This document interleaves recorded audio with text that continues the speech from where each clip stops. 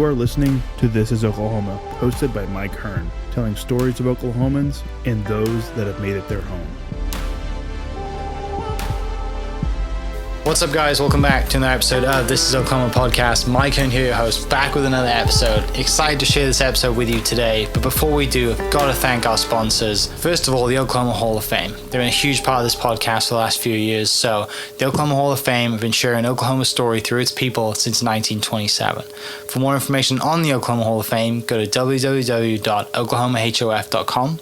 And for daily updates, go to oklahomahof on Instagram and give them a follow. Our other sponsor today is Chickasaw Nation. Now, the Chickasaw Nation have sponsored pretty much everything in Oklahoma. They're a huge supporter of Oklahoma, and it's an honor to have their name and their brand supporting this podcast. A huge shout out to Governor Anatobi for supporting this podcast. It really means a lot. Our third sponsor is Diffie Ford Lincoln down in El Reno. Now, this one makes me so happy because these guys are great friends of mine, play a lot of golf together. I've bought my cars from them, do most of my oil changes down there, have a cup of coffee, hang out down in El Reno. It's a good spot to go. And not only are they great friends, but they provide a great service. So for over 60 years, third generation family owned Oklahoma business down in El Reno. They're also in Bethany as well. So people in the Bethany area know the Diffies really well. But if you're looking for anything new, used, Ford, Lincoln, or whatever, I'm sure they could find anything you want. Check them out, diffieford.net, and then on Instagram at diffiefordlincoln. This episode is presented by Citizens Bank of Edmond. Citizens Bank of Edmond has been serving Edmond since 1901. They pride themselves on investing in the community and are here for all your personal and business banking needs. For more information, go to mycitizens.bank and follow them on Instagram at citizensedmond, as well as go bank there, because I bank there too. It's been a fantastic personal experience for me. I've had my podcast account there now, my podcast business account there now for 4 years now, I think, and it's been fantastic. So definitely worth your time. They're a great group of people, and they're always there to answer the phone when I forget my password, because I seem to forget it daily. So yeah, go to Citizens Edmond and check them out. It's been awesome. What's up, guys? Welcome back to another episode of This is Oklahoma. Mike Hearn here, host, back with another episode. Got a fantastic episode for you today. It gives me great pleasure to introduce to the podcast Julie Stewart of Kiss and Punch. And Kiss and Punch is not a gym or anything to do with martial arts. Look it up on Instagram. The Instagram will be down below in the description. It's illustration, drawing animals, and really cool stuff. And we're going to get into it, get into why Julie decided to leave, I guess, the corporate world of being a lawyer and get into drawing really cool stuff and using social media to do that. So, Julie, thanks so much for joining me today. Thank you for having me. Yeah, I'm excited to dive in. I found your Instagram and started looking at, like, obviously the cards that you do and all the illustration stuff, and obviously you have a skill for drawing and an eye for design and detail. But you were a lawyer before that, and you were like a really corporate lawyer, which is total opposite worlds, right? A really corporate lawyer, yes. Yeah. This is true. So before we dive into, I guess, the corporate stuff, let's set a little bit of context. Tell me a little bit about you. I am originally from Salt Lake City, Utah. Okay. That'll kind of lead into why I chose Oklahoma. But I'm half Vietnamese and half Scottish American. I always loved to learn. Was a smart aleck as a kid, as my mother would probably tell you. Loved art as a kid in Utah. So Growing up in Utah, loved my childhood. Looking back now, I feel like art class there was not the same as other places. Mm-hmm. This was like let's go out and pick a maple leaf off the ground, and you're going to make a trinket dish. You're going to stamp it into clay and make a dish out of it. Or, we're going to make a animal pillow, and you're going to draw a face on it, and you're going to sew it together. And wood shop and things like that, like way advanced compared to the things that I see my son do, or when he was in school. So that has a lot to do with, I think, my love for art. It was always part of my life, but didn't know growing up that was something you could do as a career. In high school, I was involved in student government, and I was the one that drew all the big signs for the football games and assemblies, and designed shirts and flyers. But no one told me that was something that I could do as a career. So I never pursued it. When I was 10 years old, my dad had passed away, and shortly after that, my uncle had asked me, what do you want to be when you grow up? And I didn't have an answer. I said, I don't know. And he said, you're smart, you like to write, you should be a corporate lawyer. And I was like, what's that? And he's like, you don't go to court, you don't do any of that stuff, but you do all the big deals, and you make all these big deals, and things happen. Like, they happen because of the corporate lawyers. And I think that he had an accounting background, so that's why he said that. But I took that and I tucked it away, and whenever someone after that asked me as a little kid what I wanted to be when I grew up, I actually said, I'm going to be a corporate lawyer. I really didn't have any idea what that meant until obviously a lot later in my life. So yeah, that just kind of happened by default. Very strange, but I always blame him for getting me into this in the first place. It's your fault, yeah. So yeah. So always grew up with a lover of art, and I think, like, as a kid, right, we just love to draw, right? Most people, right. I mean, I did too, but also, yeah, it wasn't something that I thought I could have a career in. Some of my friends who were very good at it, kind of went into graphic design, but that was a lot later on in school. Whereas, like, when you're a kid and you're 8, 9, 10, whatever, you figure out how to draw a house, or you figure out how to draw. Most guys draw a car, and have the kind of get after it and color it and stuff like that. But yeah, you're right. Like, there was no, hey, you can create, and there's the, you can now draw on an iPad, right, and have all this yes. stuff, and the amount of technology and the ability to create something now is obviously a lot easier than just like having a piece of a piece of paper and a pencil, right? And those, like, those massive pack of, like, if you had that giant pack of Crayola color pencils, right? Like, you were like, that was like the great, yes. that was the greatest pack ever, yes, right? Super pack. The super pack, yeah.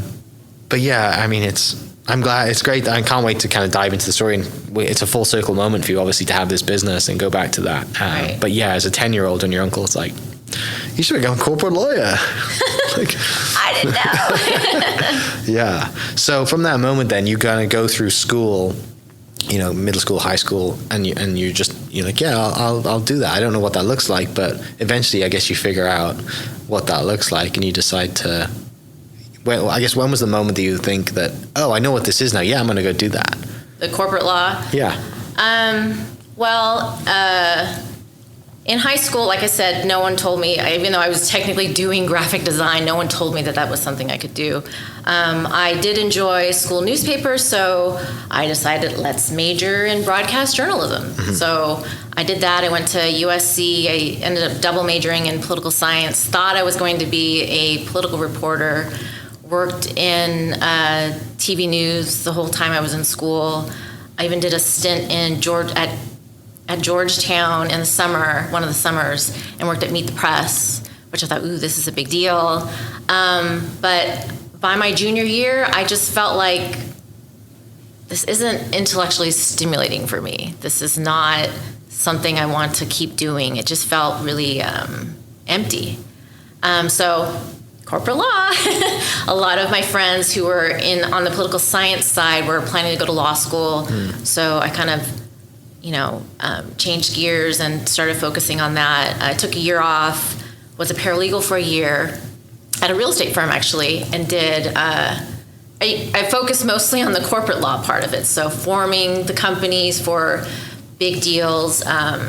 We worked on one big deal. It was supposed to be the DreamWorks studio spot in Los Angeles. It fell through, but we worked on the deal the whole time I was there. I got into the other school on the other side of LA, UCLA, and ended up going there. And surprisingly, once I got to law school, lots of hours of reading case law all the time, and any break that I had, I found myself turning back to art, which was strange. I would paint and do abstract paints, and my friends, my classmates said that in law school the whole time I would doodle little things all the time. My favorite thing to do was to pick an animal that I thought our professor looked the most like and then draw it in class. And so I was always doing that and just kind of unconsciously doing that. It was just my thing. Yeah. And then any free time I had, I even made this mosaic table. Like, it took me 2 years in law school to do it, but it was just something I needed to use the right side of my brain. Using my left side was just too much and too overwhelming. So a lot of that came out in law school, and it was really strange, but I didn't really pay much attention to it. It's just like, oh, this is what I do to relax, is to do art, and didn't think much of it. Fast forward to when I become a lawyer, still doing things like that, and just not, being in these really big meetings. I mean, I'm the lowest of the totem pole, but I'm in the meetings, and like, I'm supposed to be taking notes, but like when it gets to the boring parts where they're just, fighting and stuff, I'm just like doodling. And I'm sure the partners that I worked with were just like, why is she doing that? I just did that. I don't know. It came naturally. Until one day I was at my firm, and I would say most of all of my bosses that were lawyers were horrible. Every single one of them. This one in particular was very childish, and he liked to fight like we were in 4th grade. So we had it out, and I was like, I got to take a walk. And I, picked up my stuff, and the law firm was in Westwood Village, so I'm still by UCLA. And I walk out, there's, a bunch of restaurants and stuff, and I stumble upon a stationery store. This stationery store is the store that whenever we did a big deal and we closed, this same partner would take us there, buy us a fancy $400 pen, which I could care less about, because you can't draw with it. It's like really like, so when you're trying to sign something, that's the kind of pen you pull out. It's but like, not the one to draw. Functionally, Yeah, it's total just, opposite. Yeah. And I didn't realize they had a card section in the back. So I'm wandering around. I end up in the store, wanders the back, and I just start looking at the cards. And I'm like laughing. I mean, at this point, I'm doing like kind of like scrapbooking type greeting cards just for family and close family and friends. I do like 10 a year at that point, like nothing big, nothing crazy. But I was gone for 2 hours. And I remember, finally turning my phone back on, and people were just like, where are you? Like, we've been looking for you. Like, what are you doing? And I'm like, I'm just down the street. I'll be right back. And I found myself after that going back every time I was stressed out. So I feel like the art came with stress. Like, that was my relief, made me feel better. And one day I'm in the store and I'm looking at this card, and I'm like, it's letterpress card. And I'm like, I can do this. I could totally do this. Like, I do this all the time. Just, I don't know how the printing process works. So right then and there, I went back to the office and looked up letterpress printing and learning how to learn. And I signed up for classes in San Francisco, of all places, but I didn't have to go that far. But I signed up for classes at the San Francisco Center for the Book, and I started flying up on weekends to learn everything I could about letterpress printing. And I did that for like a year. Yeah. Started signing up for graphic design classes at Otis College of Art and Design in Los Angeles. So I was learning again, doing all of this on the side while maintaining a full-time corporate job. I did entertainment law at that firm, so that was really crazy. And we had big clients like Marvel and Upper Deck and things like that. So I basically didn't sleep. I just was doing this all the time. Right. And then decided, maybe I should not do the law firm life and billable hours life, and let's go in-house. So then I go in-house at Honda, which isn't close. I have to commute there. But I thought that I mistakenly thought that would be a cush job and ended up not being a cush job. I probably worked more there because there the law department was kind of weird. Like, I was the corporate person, so I did contracts. That's what a corporate lawyer does. It's just contracts.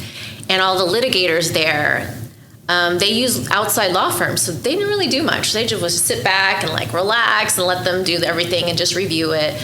Little me, I'm the only corporate person. I'm doing all the corporate structure stuff. I'm doing contracts for all of the, purchasing department. And Honda's a huge company, so it was a lot of work. But by that point, Kiss and Punch had already started. So I probably did both for 5 years. Wow. And that got to be pretty exhausting. Yeah. Well, I mean, it's successfully now it goes from like a true side hustle to what you do full time, right? Which is kind of like, quote, the American dream, whatever it is you want to call it. Like, most people, and hopefully people listening to this, and if they've listened to this, or if anyone's listened to this for an extended period of time, there's many stories of that, and I love that. Like, it's, This Is Oklahoma is a version of that too. It's like you find something, you go down a career path and you do it the corporate thing or whatever it is, because society tells you need to do something, get a job and have a W-2 and a salary and have a house with a picket fence and 2.5 kids and a dog. Right. And you kind of go down that road, and then one day you might look at yourself in the mirror and be like, actually, I remember what I used to do as a kid, and I want to do that. I love doing it, and now I'm allowed. Now there is a platform to do that, right? And then it becomes, it slowly goes from a passion to a business, and then, like I said, you get to a point where you're like, you know what? I don't want to go to work every day. I want to do this, which I can't wait to dive into that too. Backing up a little bit though, why did you choose to go to California, to go to USC from Utah? Oh, sorry. I should back up. I was in Utah until 8th grade. Okay. And then we moved to California. Okay. That was the hardest year of my life because, like I said, my childhood in Utah was great. Yeah. I wasn't Mormon, but I always felt included. I always felt welcome. Everyone was friendly. I had tons of friends. And then I moved to California, and everyone was just so different. And, like I said, I'm half Vietnamese and half Scottish American. Everyone was just like, what are you? What are you? Those are two mixes you generally won't put together, right? And I, after a while, I'm just like, got so tired of like even responding to it. Because I'm like, why does that matter? But that first year was just like, people didn't get me. They didn't know where to put me. It was very, at least that school, that middle school was very racially segregated. I will say, that was just the truth. And I didn't fit in anywhere. So it was really hard for me. But once I got to high school, which was not that far from this middle school, everything was different. It was really diverse, and everyone got along. Everyone was friends with friends. Like, there was no issue. But that first year was really hard for me. I just didn't, I didn't feel like I fit. And I didn't feel like I need to say, I'm one or the other. I'm me. But I picked USC because that was the best school that I applied to. I mean, UCLA actually was always my dream school. And I didn't feel like I could get in, so I didn't apply, which was so dumb on my part, So USC had a solid journalism program, and that was kind of the focus at that point. So that's why I ended up going there. But that was another culture shock as well, because I went we moved to Orange County when we moved from Utah. And then going to Los Angeles was just, whoa. Not kidding. But the first day of orientation, I drove from Orange County to Los Angeles, and there was a dead guy on the side of the freeway. Oh my gosh. And there was cops and stuff, but the most disturbing part was that the cops were laughing and just like pretending this is a normal day. And it was obviously a carjacking because there was nothing around him. He had just been shot, and he had a white shirt. It was horrible. And I'm like, wow, this is how I am starting my first day of college orientation. And I told a bunch of people that story, and they just kind of like, there's a lot of, I don't know, like, oh yeah, that's normal kind of reaction. I'm like, I don't really think that that's normal, Like, I'm kind of really disturbed by this.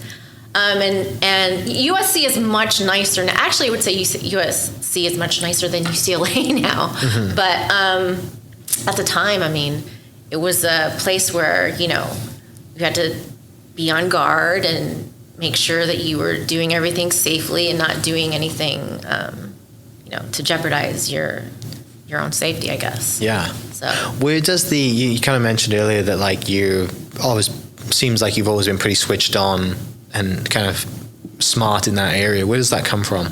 Where does that love come from of education and learning, or just naturally good at things? My father was an extremely smart man. And my grandmother, his mother, was super smart. I mean, he was the one story I love telling people is that he was the one in math class when he was really young who would get bored. He was the bored kid. And the story goes that his teacher was so frustrated because he's just sitting back like, what is this? And she's like, Dwayne, do you want to teach the class? And he's like, sure. Got up, took the chalk, and finished the math problem. And he's like, and put it down and sat down. Like, he's like, what? He would read like cowboy novels, like in a day, like thick cowboy novels.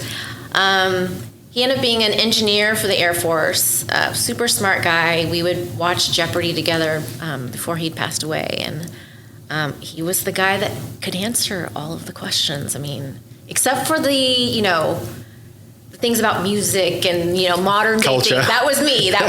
I'm like, oh, Michael Jackson. But, yeah, he was a really smart person. My mother, he had met her in Vietnam. Mm-hmm. Brought her and a bunch of her relatives from Vietnam, and I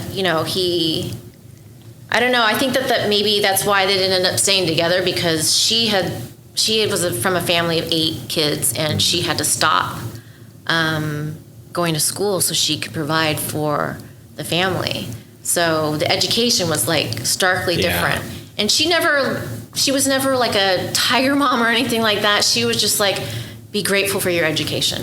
Be grateful that you can have those things. I didn't have that. So you have that opportunity, like use it. So I think that kind of stuck with me. But I already had a love of learning. And now living here in a new place, love to learn. We're at the Hall of Fame. I want to go look around, So that's just kind of always been part of my personality. Yeah. So you finish USC and then you go on to do your doctorate at UCLA, right? Yes. What was was that like, is there a gap there, or do you just know I'm going to go straight, stay in school, I'm finally going to apply to my dream place, I'm going to go? The trick is to get into better grad school is to take a year off, because then they use the grades from your senior year. And my senior year at USC was the best grades I had. So I'm like, okay, I will do that. I was a paralegal at the real estate firm, and then learned a lot. Went to UCLA because it's the top 15 school. So it was really like a huge deal. I actually... when I got the email that I got in, it was on April Fool's Day, and I thought it was a joke. Who's pranking you? I was like, wait, they're not sending like the official letter? Like, why do I get an email? So I had someone at the law firm who had gone to UCLA and graduated. He was like a first year.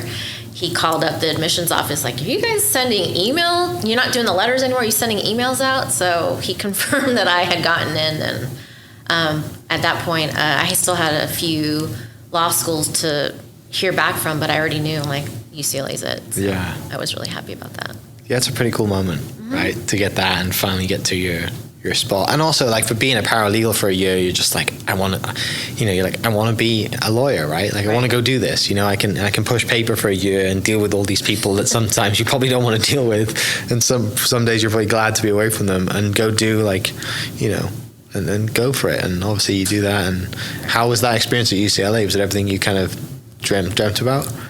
Law school's hard. When people, I was a mentor. I think they stopped asking me, but I was a UCLA law mentor for a couple of years after I graduated, and I was just like, "Are you sure?" Because your job is law school is really just learning how to speak legally. The legalese, and you don't know anything. You go into practice, and then that's when you really learn. And I kind of already knew that from the 1 year of being a paralegal. I mean, I learned a lot that 1 year, but it was kind of strange. Like, especially the real property professor I had. She'd bring up a topic, a case or something that kind of tied in with my work experience, and I would go up to her afterwards and ask her questions, and she'd be like, I don't know. I'm like, huh? Like, how do you not know? How do you not know? And she's like, I don't deal with that stuff.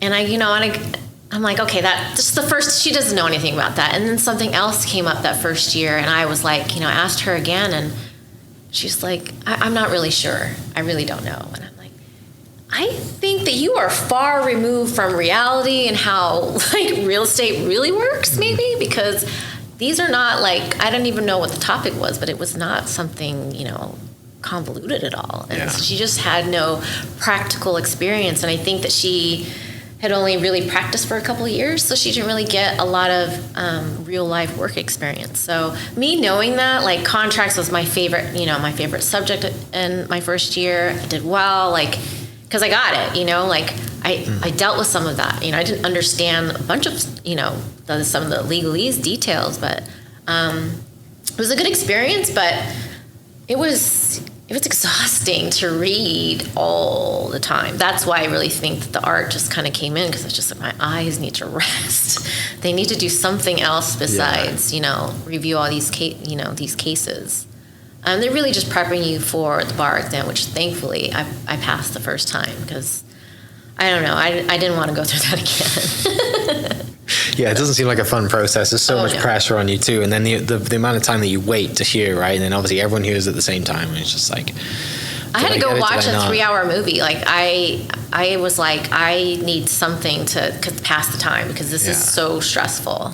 So stressful. And that was the thing. Law school was a bunch of stress for 3 years. The last year was a little better. You have some flexibility. You don't have to take all these bar classes. So I took animals in the law and women in the law and random things like that, and just worried about the bar study after we graduated. So. What year did you graduate law school? What year did you graduate law school? When was this? 2001. Okay. So then you go into the corporate world, you start working, and you finally... No? That was actually a really bad year. Okay. So I was set with, I got to do corporate law. I don't want to be a litigator. And a lot of my older friends from the year before, they were getting these huge pay raises just to be a first year. It bumped up significantly. And then the .bomb era happened. Yeah. And then everything kind of sank. And then on top of that, so when I graduated, I was like, I had offers to do litigation, and I just didn't want to. I knew that wasn't for me. And I didn't want to pigeonhole myself, because I knew that if you started down one road, you were going to end up being that bankruptcy lawyer you never wanted to be, or, that litigator you didn't want to be. So I held firm, and I was fine. I'm fine. I'm graduating at top school. I will find something. And then 9/11 happened. Oh, yeah. And I literally was writing out letters and sending them out to people. And I was like, okay, I got to take a break from that now, because no one's going to be focused on this. I eventually got a job at a small family-owned law firm. The husband was the corporate lawyer, and the wife was the litigator, and they had a small little practice, and I worked there for a couple years, and then got into the bigger firm where I ended up doing more entertainment type had entertainment type clients, and that was a better experience, but yet again more stress. And then it just I don't know, I thought being an entertainment, it was really entertainment finance. So you think that your clients have it easy, but they actually work more than you do, because, they're just go-getters. So it's kind of crazy.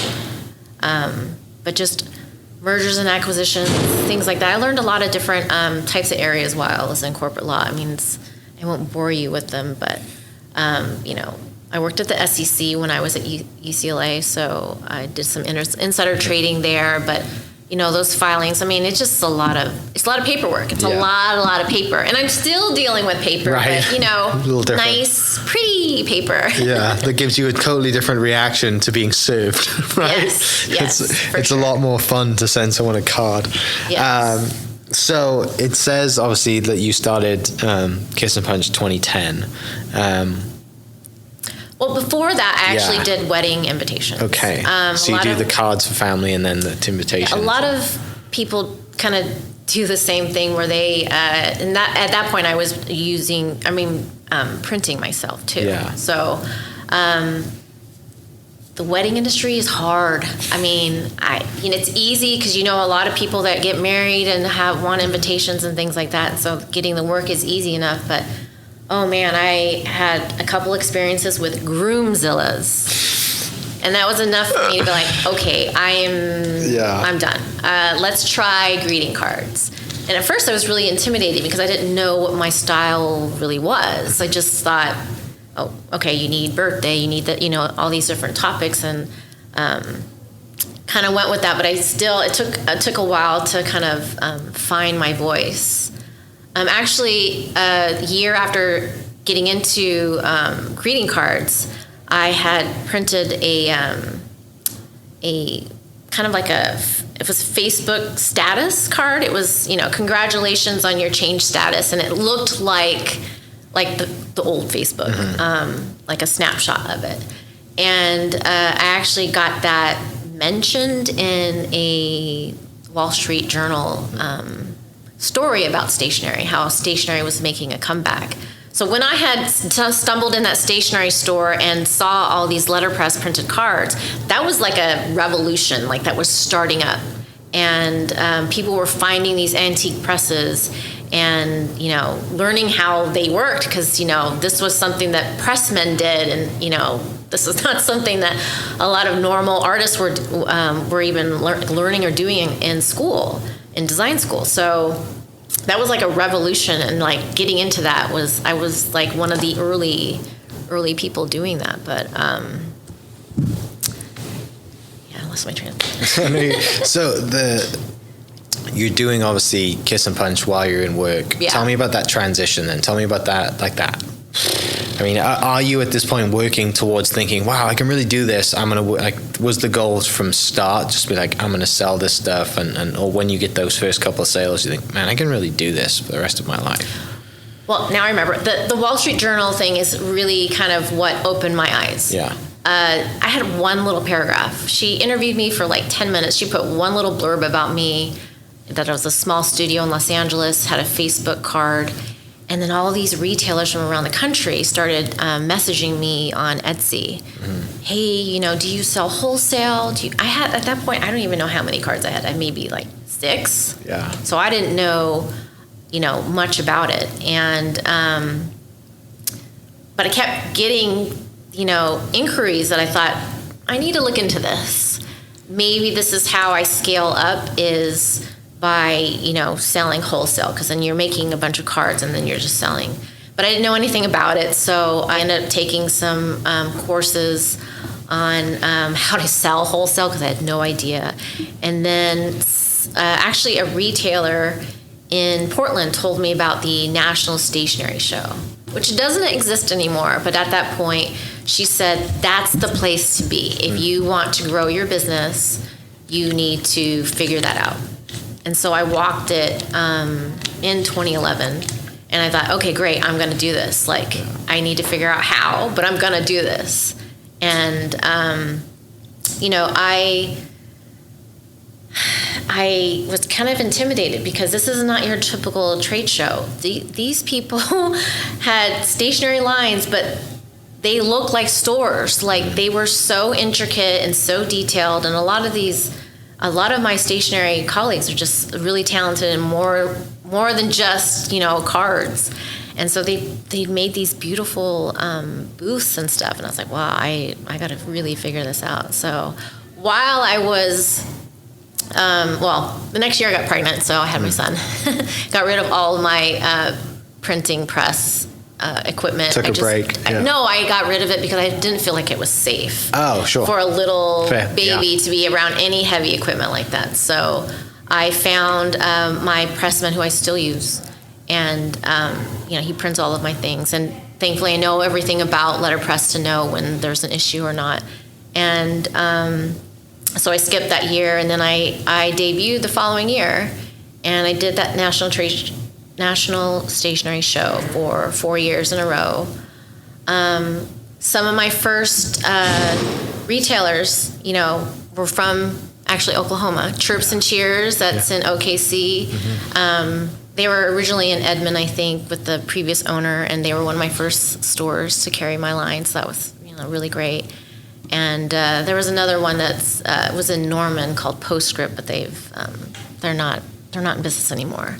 So it was great to meet.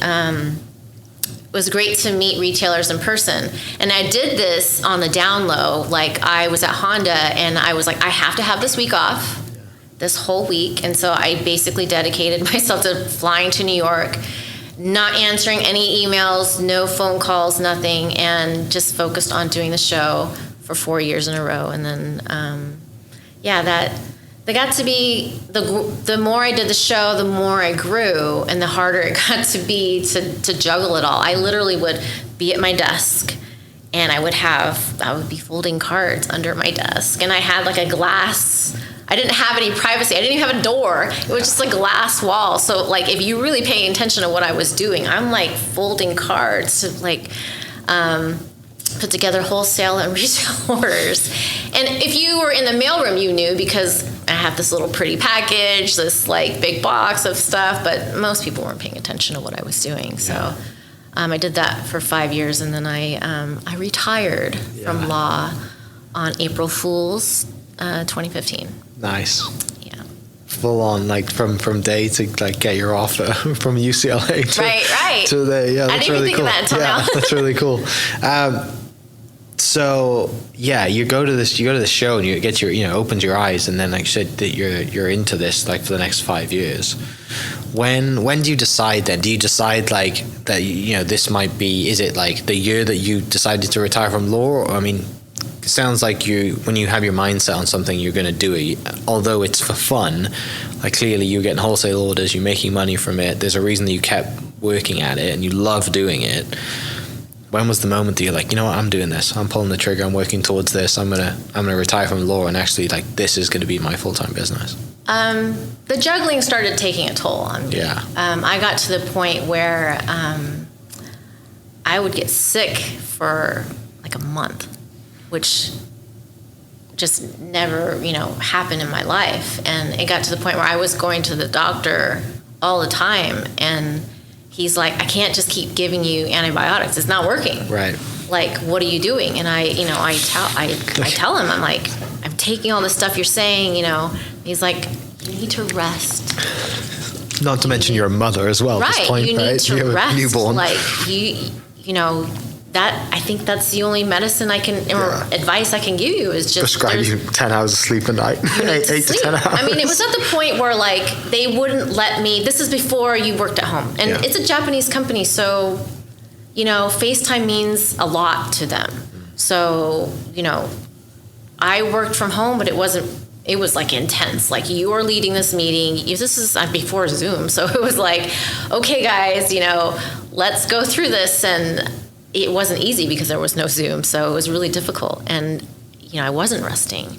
And at the same time, I felt like, okay, I'm steadily growing, but I don't feel like I could ever get kiss and punch to where I want it if I don't do this full time. Yeah. And then you're grappling with, am I really going to give up a 6-figure salary to do this? And benefits and all the other stuff. Yeah. The benefits were insane there. I paid like $30 a month for like coverage for all of us. It was, so I really had, I grappled with, but you're right. Like, once I make a decision, I'm going to go for it. So, one thing that really we tried to do for, before I knew I was going to quit, was try to find a house.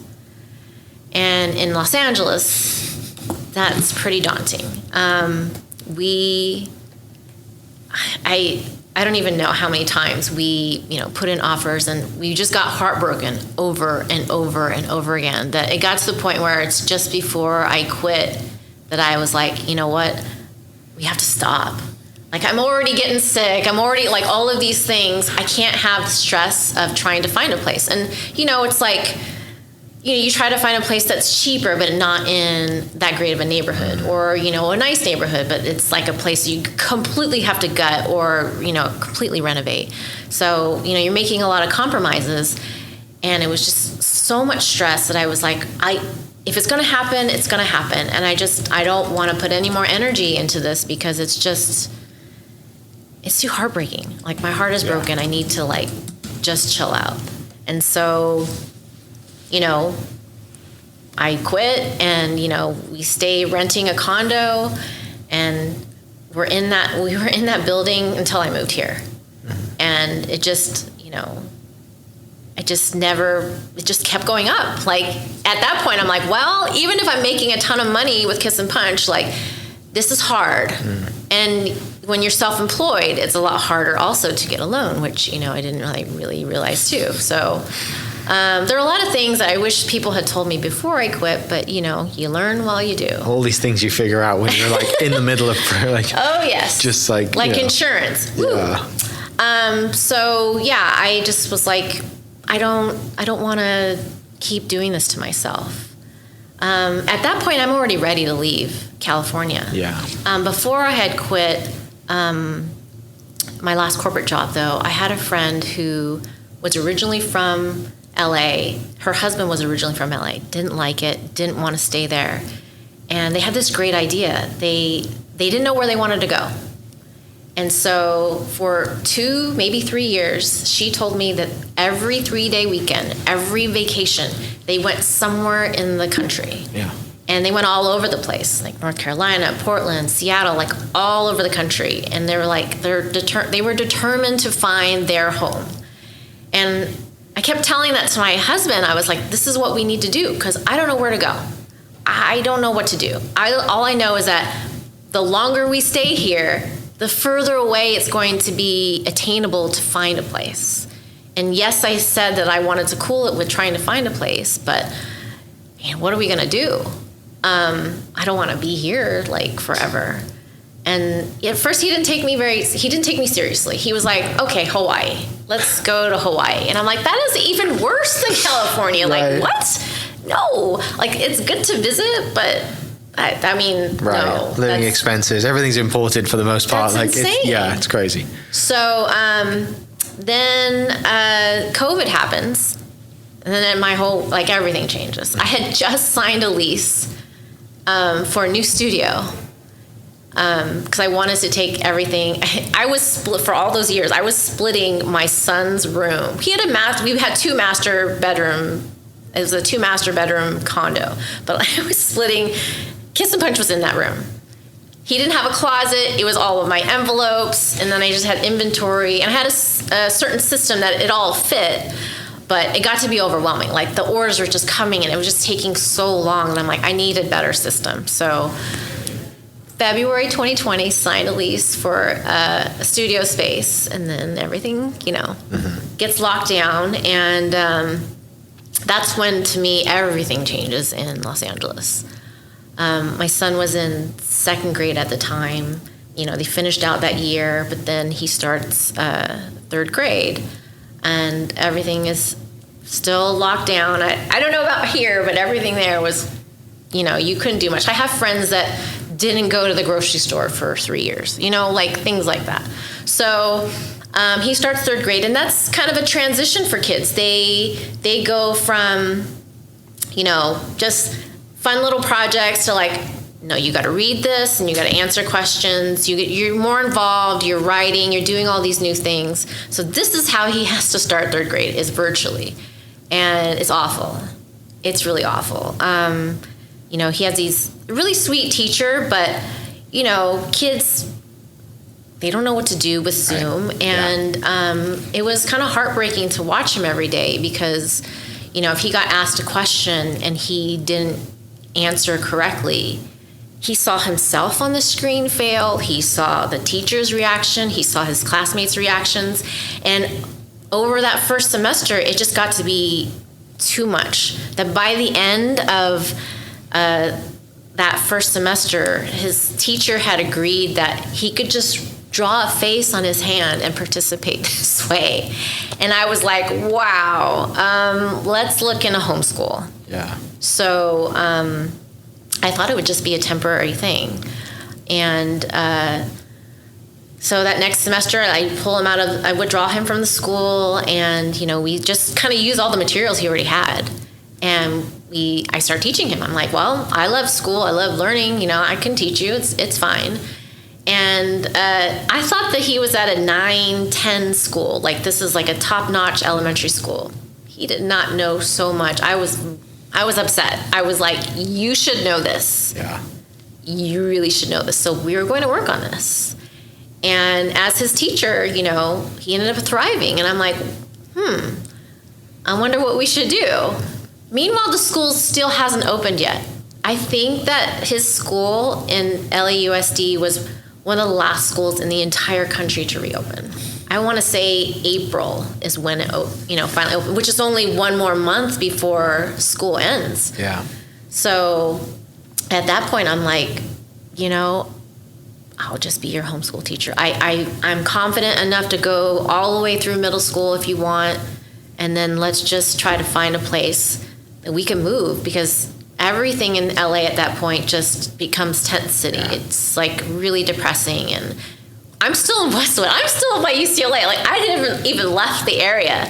And it gets progressively worse and worse and worse and unsafe. Mm-hmm. That, like, I have a studio that's only a mile away, and sometimes I would call my husband and be like, hey, can you come over and help me? And he's like, what do you need help with? I'm like, I need to go to my car. He's like, what do you mean? I'm like, there's just some people around. I'm by myself. There's no one. I was my studio was above another retail business. So, but I was there by myself. Right. And I was just like, I don't feel safe. No. So he had to do that for me multiple times.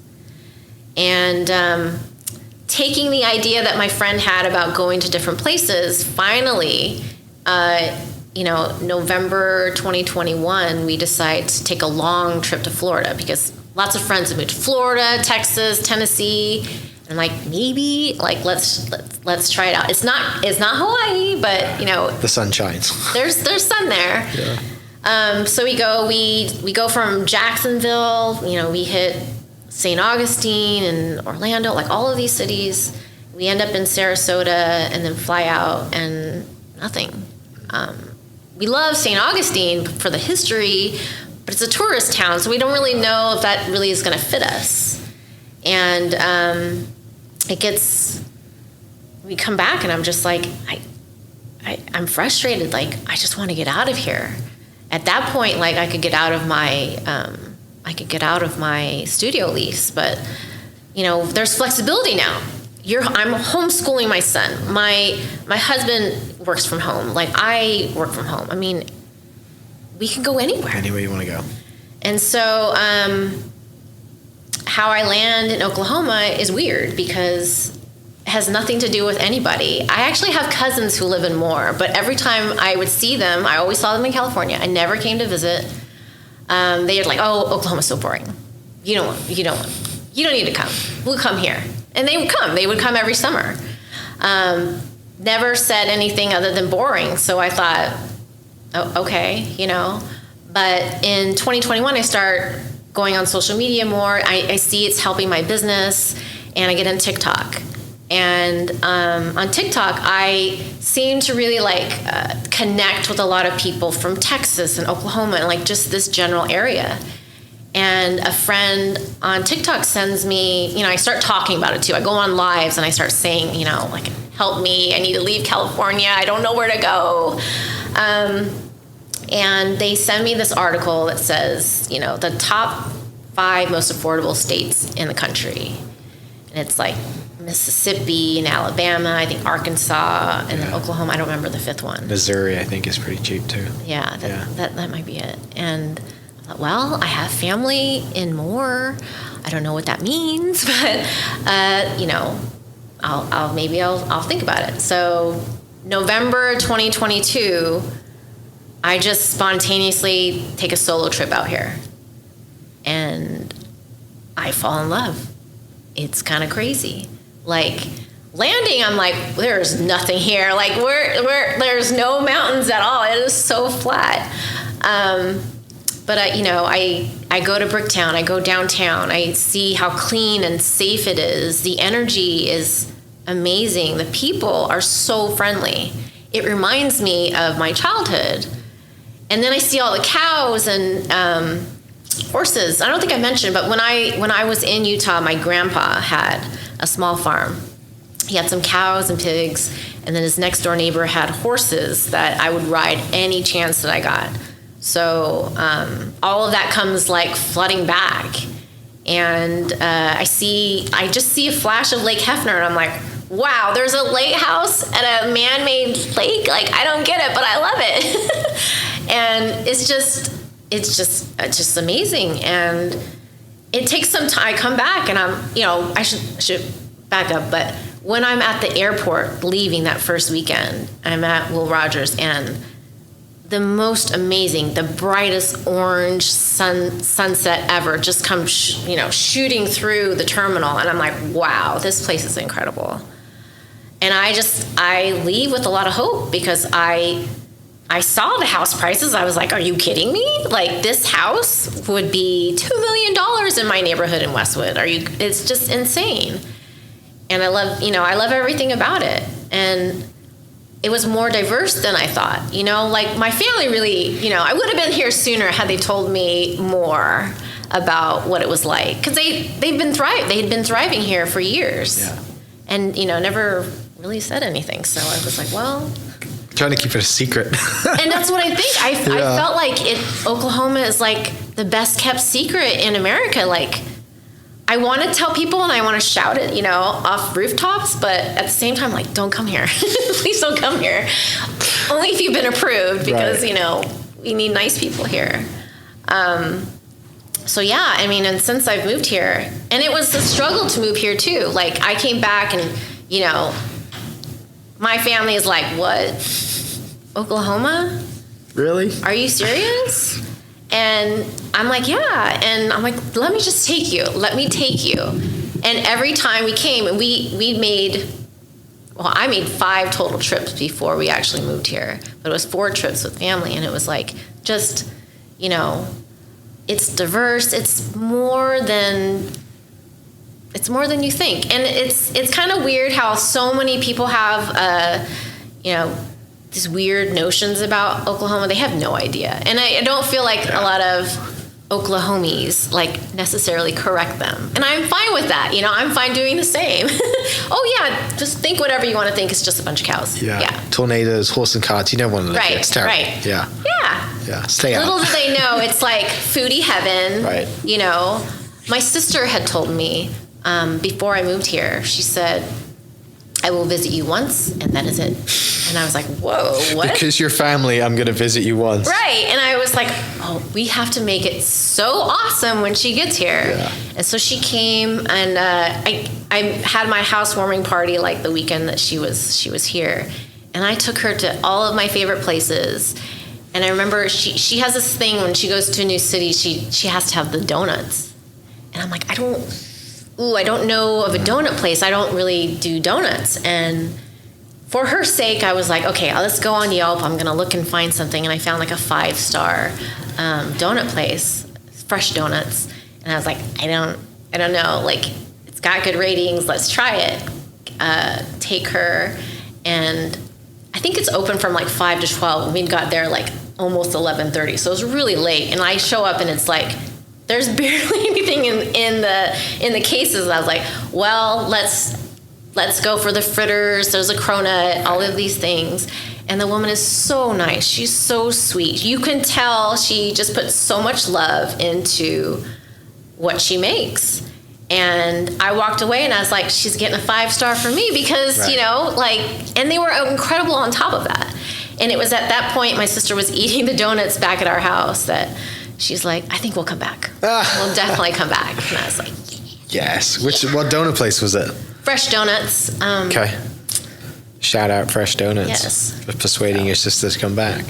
Oh, and she's like, when are we doing coming this back? again? Yeah. She's a professor at North Central College in Naperville, Illinois, Yeah. which I had considered moving to as well. I was like, I just need to get out of California. Yeah. You said you're a foodie. I'm a low-key foodie. Yes, but still, like, I consider myself a low-key foodie too. I mean, I got the Scottish tongue, so I can't eat a lot of spicy. Same. There's just when we had come to like house hunt, we stumbled upon a Peruvian restaurant in Edmond, and we go there every week. I mean, it's amazing. Zambrano's.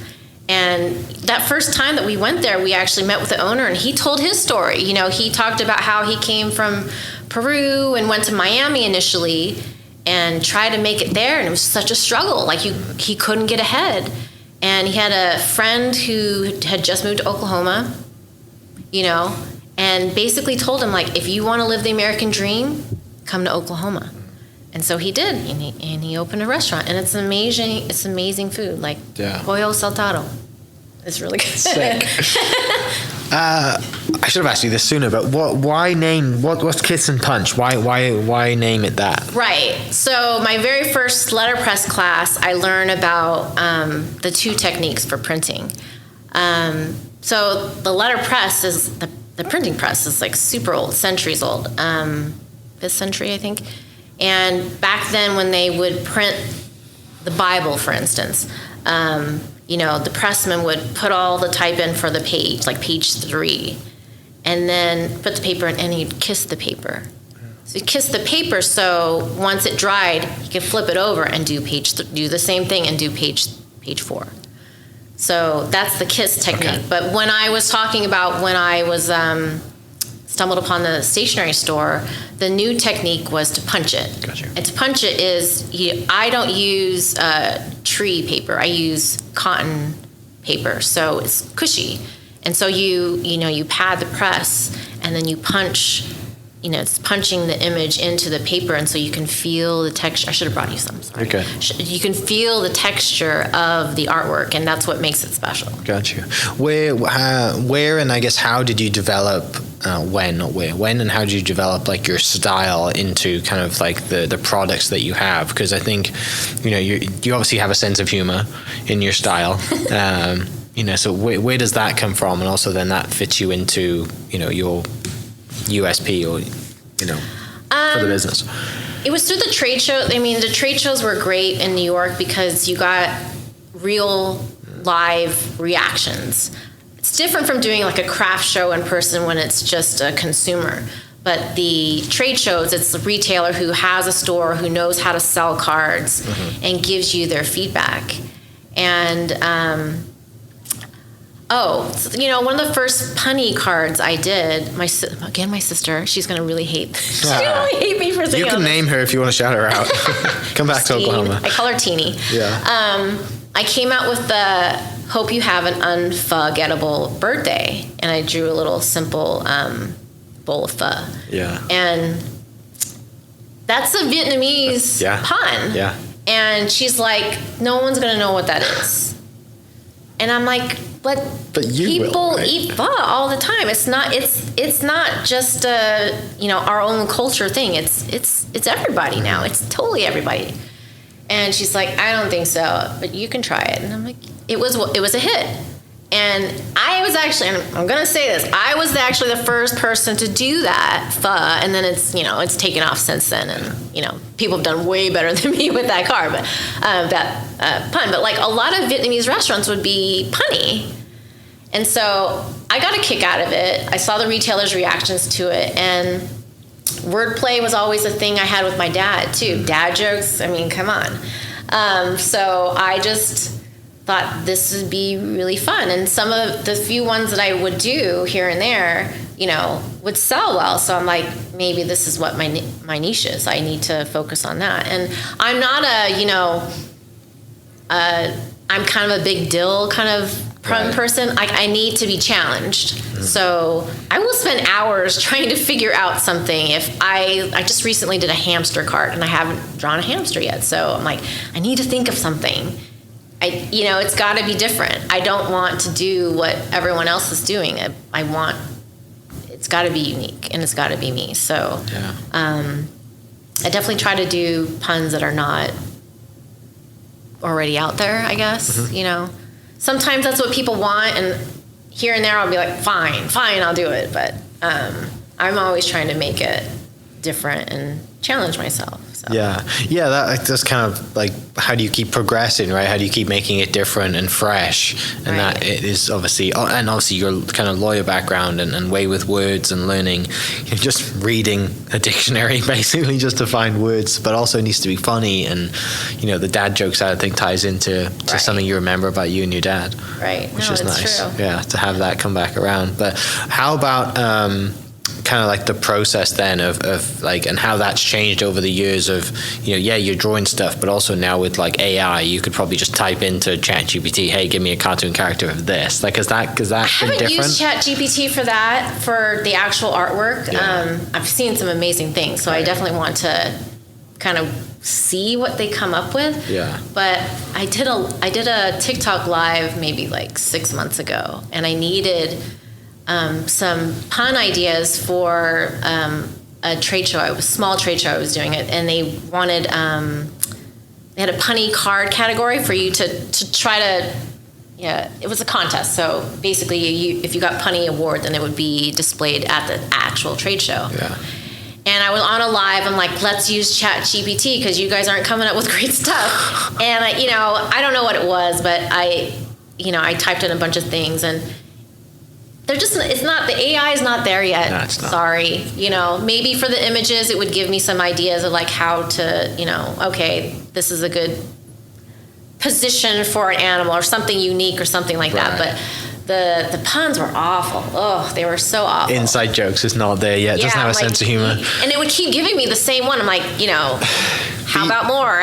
Whatever you have to say to be funny, and it's not. It was horrible. And I did not win that award because I used something that they came up with, and everyone on the chat or on the live was like, yeah, use that one. And it was horrible. I didn't even really print it. I came up with the concept, submitted it, and then I was like, nah, that was horrible.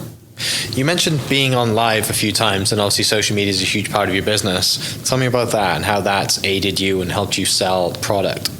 Well, I'm pretty ridiculous. I love being ridiculous. I think on TikTok, I have this problem of I want to do the trend, or I want to do something that's funny to me.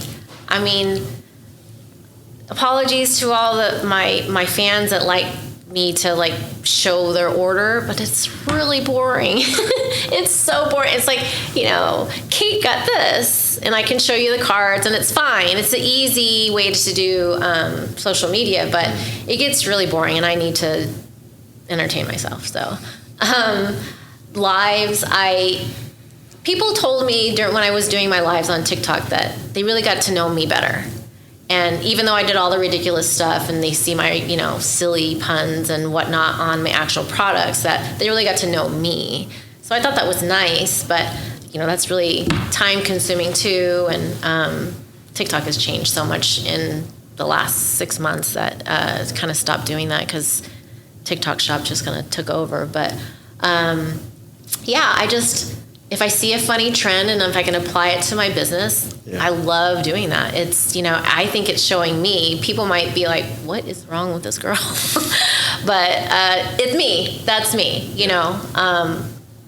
If it's not entertaining to me, I'm not going to post it. So, it's just there's only so many order videos, and look at what I just printed kind of videos. I just want it to be different, just like the way my brand is in my line. I just want it to be different. So it's funny. I was doing all of this and just not thinking twice about it. And I went and walked a trade show. I didn't actually exhibit in it. And all of these people were like, I know you. And I was like, oh boy. And it was all because of social media. I'm like, you don't like my stuff, but you're definitely watching. So it's working, whether I think it's not, think it is or I think it isn't. So yeah. Well, and also like you left the corporate world to enjoy yourself every day and do something, right? So regardless if people like it or not, you're going to go enjoy yourself and put your personality into it and create your own personal brand, regardless of the product. Like you can be you completely, and the world, like I said, I think appreciates that and gets to see you do the funny things, do the trends, but like, that's one thing. You scroll your business page or your page for Kiss and Punch, and like, it's a lot of it's you all in everything, right? It's not just, like you said, it's not just product. Like there's a lot of like personality there that people connect with, and the one thing you get from putting yourself out there is people feel like they really get to know you, right, and then they're going to buy from you, right? And like I said, that constant reminder, people, because it's very hard to track posting on social media daily, and it's something that you have to trust that by doing this every single day, you are just reinforcing this to people. And it's only times when you walk that trade show and you have people come up to you and you're like, I know you, right? Because you do these videos and you're like, I have no idea who that person is, but clearly they're watching. And one day they might send me a wholesale order, or their business might, or they've referred to their boss, hey, you should order from this person. It's just very hard to track unless you get those personal interactions. Right. It's totally worth doing though. Yeah. And I've built, relationships with retailers through social media too. Just, DMing each other. They see something ridiculous I do, they make a comment, and, we build a friendship off of that. And I think that's great. I mean, I'm putting myself out there. You're already putting yourself out there when you do cards, whether people realize that or not.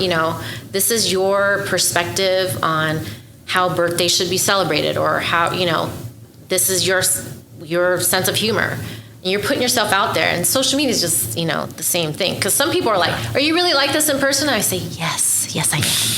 I really am this crazy. Hopefully people have figured this out from the podcast, that you are bubbly and have a personality, and, you're not like suppressed like you might have felt in a corporate world. Right. Because you can't really, act like bubbly in person. You got to be straight-laced and serious. And yes, that's why I got in trouble for doodling in school and in work life. So how over the years then have you like developed a business, grown? I see you have a bunch. You don't just do cards. You have stickers, notepads, totes. You do a lot of wholesale stuff as well. Like how has that been to take this seriously, grow the business, and have a product and a brand that you can focus on every day? It's pretty amazing. It's kind of mind-boggling. I'm in my 13th year of selling cards, and you do the trade shows to try to get into mom and pop brick and mortars, but you also do it to try to attract big box stores. And so I've had my cards in Urban Outfitters and Paper Source, which I don't think they have in Oklahoma, or maybe they have it in Tulsa. I'm not sure, but. That's like a stationary superstore kind of all over the country.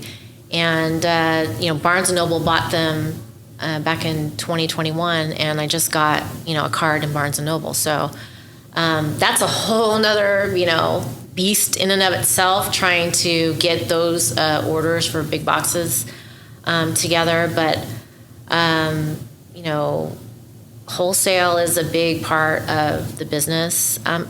I feel like, social media on Instagram is really for that portion, the wholesale business.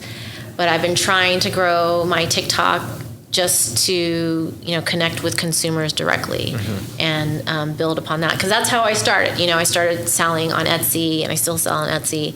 But I sell on all these other platforms, I'm on Amazon, Handmade. It's just like, it's a lot of work. You think, someone asked the other day, how many hours do you think you work on your business every week? And I'm like, 40 hours at least. Yeah. I work more now than I did as a lawyer. Yeah. But it's so much more fulfilling that, I don't even notice. No. When you're doing what you love, it's, it's not, I don't know, you just don't feel the same. I don't get sick very often now, thankfully. Yeah, this is kind of like good work for the soul, right? It's kind of happy to the brain, and it's because you control it. Yes, you work more hours, but it's more fulfilling, and it's not like grinding over reviewing documents and getting a deadline out. It's that means nothing to you. Yeah. I mean, if I have a deadline now, it's to try to design something in time for, a show or some other big thing. And even that now, I'm trying to like, take a step back and, not push myself to like design just to design. I want it to be, I told myself, because someone's like, how long do you think you can do this business? I'm like, as long as I still have ideas. As long as I can draw and have ideas. Yeah. I mean, now with like an iPad and an Apple Pencil, it's like way easier. Before I used to on, tracing paper, paper and, scan it in. The designs have changed so much since then. And, as long as I can keep coming up with punny stuff, then I'll keep going, Yeah. So. Yeah. What do you have any advice for anyone who just like, obviously back when you were talking about just being a kid and didn't know you could have a career in this? Obviously kids growing up now, some kids are in middle school making plenty of money already. Like, is there anyone that's come to you for advice or stuff that like you would just tell people to, not go to the corporate world or take that 1 year off after college? I mean, I've definitely told people that. When people like hear my story, and some people are interested not in the kiss and punch, they're interested in the corporate stuff. And should I go to law school? And I'm brutally honest. I'm a Sagittarius. I'm brutally honest. So I tell them, this is the reality. When you are a lawyer, your job is to worry. Do you like to worry? Because I don't, it's high stress. So, you have to keep that in mind. And if that's something, I have plenty of friends who are still lawyers to this day. They love it. It's their passion. The same way I'm passionate about my business, they're passionate about law. Cool. Make sure that's you though, because otherwise you're wasting a lot of time, a lot of stress, a lot of energy. And on the creative side, it's just, if you can find something that you're good at and that you feel like you could make a career out of it, then try it. I tell my son that all the time. He wants to start a YouTube channel, and I'm like, all right, let's do it. I'm a homeschool teacher. I can, we can incorporate this into the curriculum. And so we're doing that. Right now he's on the writing portion. Like, we're trying to teach him how to write. And, sometimes he gives me ideas for trends and things to do, and I'm like, I don't think so, but not yet. But for him, I'm like, you could be the next Mr. Beast. I don't know. Mm-hmm. You got to try it though. And if this is something that you're passionate about, then you're gonna study it, and we're gonna, give you. I'm gonna share anything I can, give him as far as like my own background and how that could help him, and see what happens with that. I mean, I think a lot of people, the biggest issue is just fear. Yeah. A lot of friends who I left in the corporate world don't even really want to do it, and they're still doing it. It's like, you're a talented photographer. Go do that.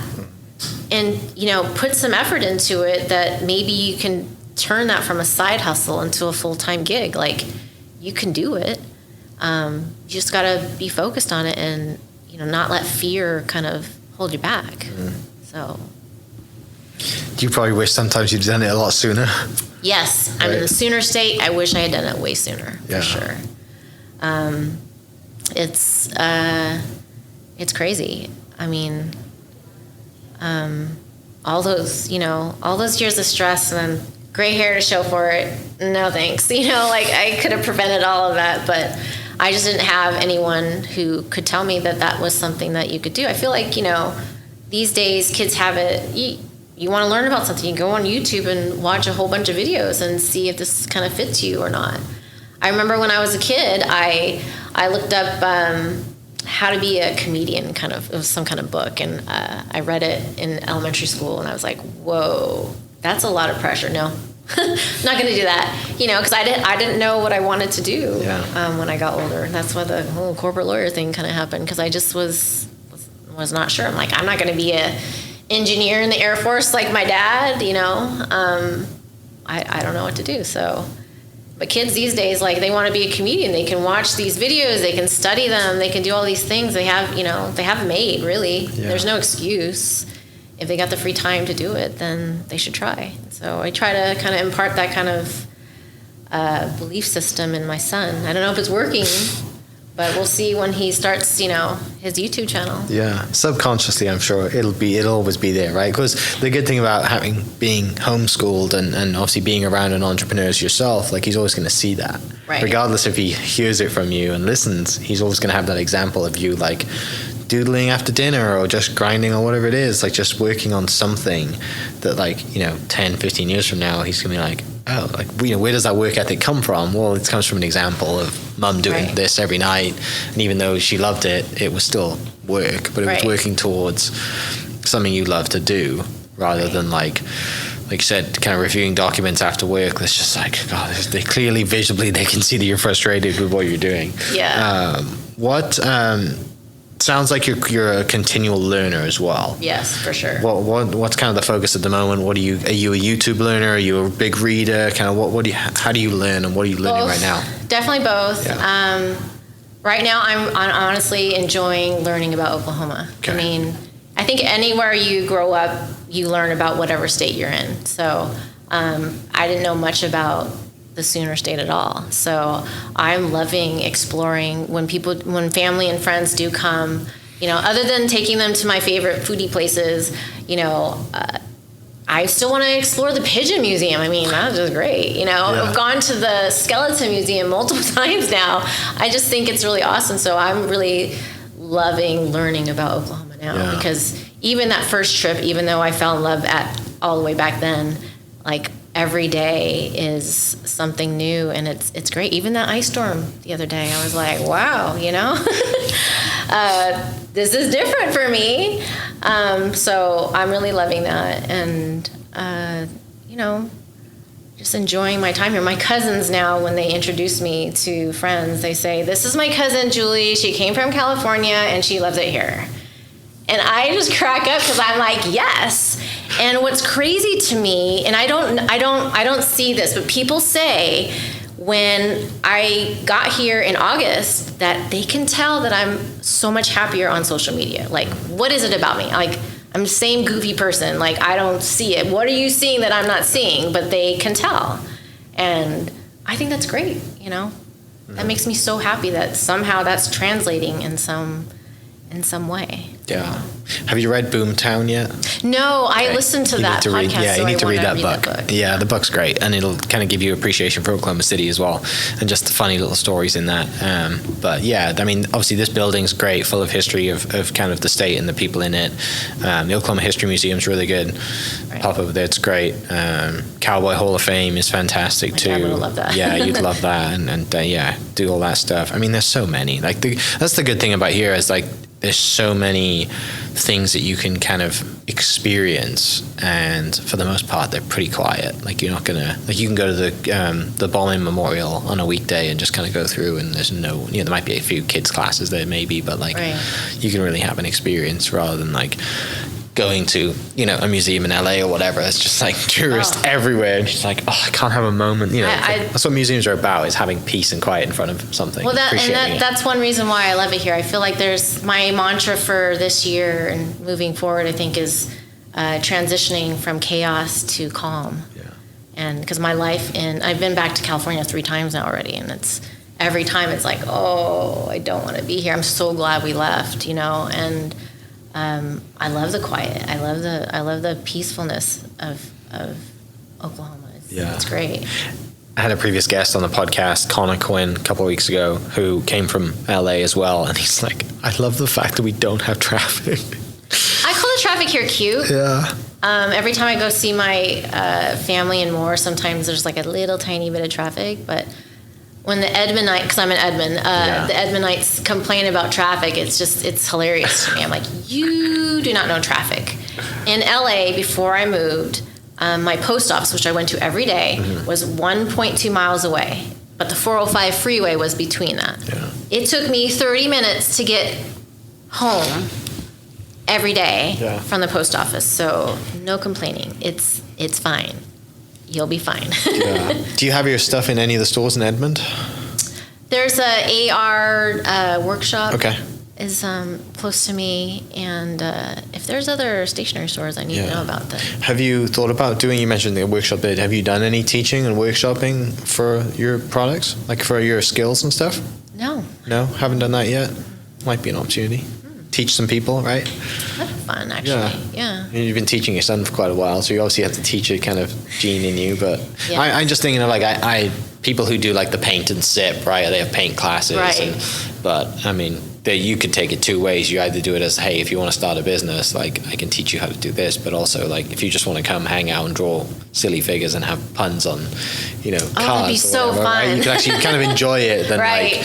like make it educational. I mean, obviously it would be educational, but there's a fun kind of sip and draw element to it I've as never well. thought of that. That would be so fun. Yeah. Wow. But- Yeah, I got to think about that. Definitely. Well, Julie, this has been a pleasure. Thank you so much for coming in, sharing some stories. I'm glad you're here from LA. Glad you love it.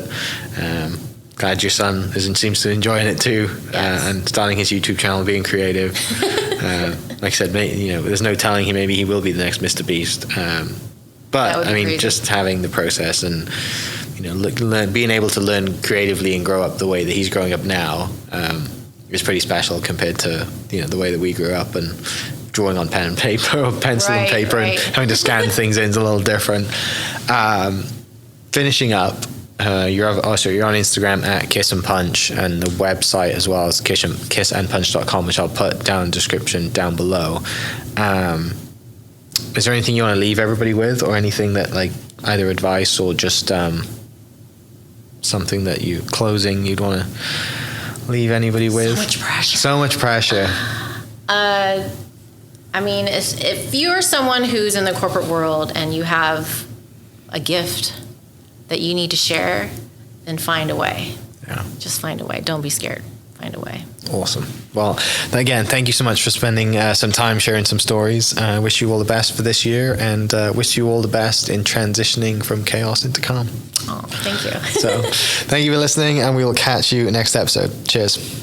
Hope you guys enjoyed that great episode. Thank you so much for listening. As always, huge shout out to our sponsors, the Oklahoma Hall of Fame, sharing Oklahoma story through its people since 1927. For more information on the Oklahoma Hall of Fame, go to www.oklahomahof.com and follow them on Instagram for daily updates at oklahomahof. Our other sponsor, the Chickasaw Nation, amazing sponsor. They do amazing things for the state, and they're always sponsoring something in Oklahoma. They're a huge supporter of Oklahoma, and without their support, we wouldn't be able to do what we do. And our third sponsor is Diffie Ford Lincoln down in El Reno. Now, this one makes me so happy because these guys are great friends of mine, play a lot of golf together. I've bought my cars from them, do most of my oil changes down there, have a cup of coffee, hang out down in El Reno. It's a good spot to go. And not only are they great friends, but they provide a great service. So for over 60 years, third generation family owned Oklahoma business down in El Reno. They're also in Bethany as well. So people in the Bethany area know the Diffies really well. But if you're looking for anything new, used, Ford, Lincoln, or whatever, I'm sure they could find anything you want. Check them out, diffieford.net, and then on Instagram at diffiefordlincoln. This episode is presented by Citizens Bank of Edmond. Citizens Bank of Edmond has been serving Edmond since 1901. They pride themselves on investing in the community and are here for all your personal and business banking needs. For more information, go to mycitizens.bank and follow them on Instagram at citizensedmond, as well as go bank there, because I bank there too. It's been a fantastic personal experience for me. I've had my podcast account there now, my podcast business account there now for 4 years now, I think, and it's been fantastic. So definitely worth your time. They're a great group of people, and they're always there to answer the phone when I forget my password, because I seem to forget it daily. So yeah, go to Citizens Edmond and check them out. It's been awesome. Thank you for listening. We are inspired by those around us and hope that you are too. Make sure you subscribe to this podcast on your favorite podcast platform and leave us a review so we can keep telling your stories. For more great Oklahoma content, follow This Is Oklahoma on Facebook and Instagram.